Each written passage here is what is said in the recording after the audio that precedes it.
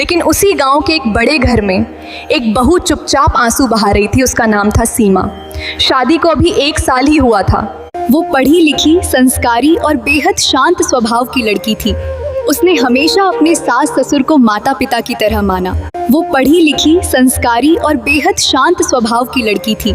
उसने हमेशा अपने सास ससुर को माता पिता की तरह माना, लेकिन उसकी सास उसे कभी पसंद नहीं करती थी। हर छोटी बात पर ताने, हर काम में कमी। और पति लेकिन उसकी सास उसे कभी पसंद नहीं करती थी। हर छोटी बात पर ताने, हर काम में कमी। और पति वो हमेशा माँ की बात मानता। उस दिन होली पर सीमा ने सुबह से ही सबके लिए पकवान बनाए।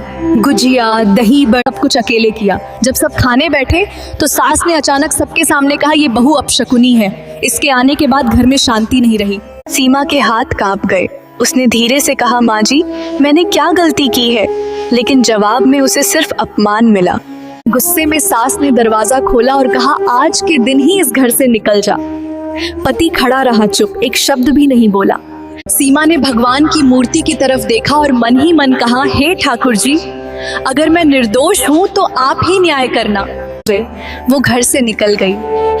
आसमान में रंग उड़ रहे थे और उसके जीवन से सारे रंग छिन गए थे। आंखों में आंसू थे, लेकिन दिल में विश्वास। उसी समय गांव के प्रधान और कुछ लोग मंदिर में आए। वे एक बड़े कार्यक्रम की तैयारी कर रहे थे, गांव में महिला स्कूल खोलने का सपना। प्रधान ने सीमा को रोते देखा और कारण पूछा। जब उन्होंने उसकी पढ़ाई और हुनर के बारे में सुना तो बोले, बेटी, हमें ऐसी ही शिक्षिका की जरूरत है।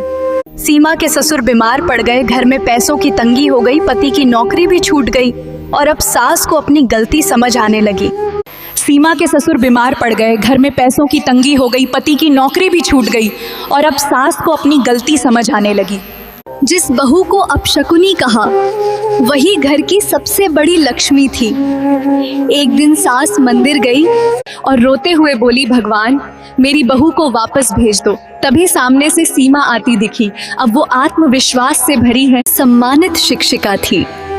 गांव की बेटियां उसे दीदी कहकर बुलाती थीं।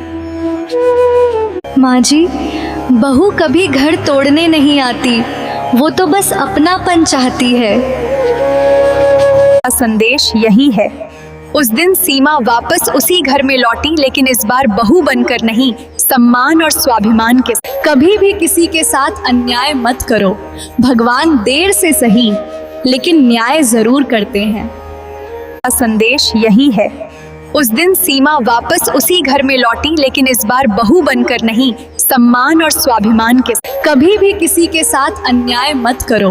भगवान देर से सही, लेकिन न्याय जरूर करते हैं।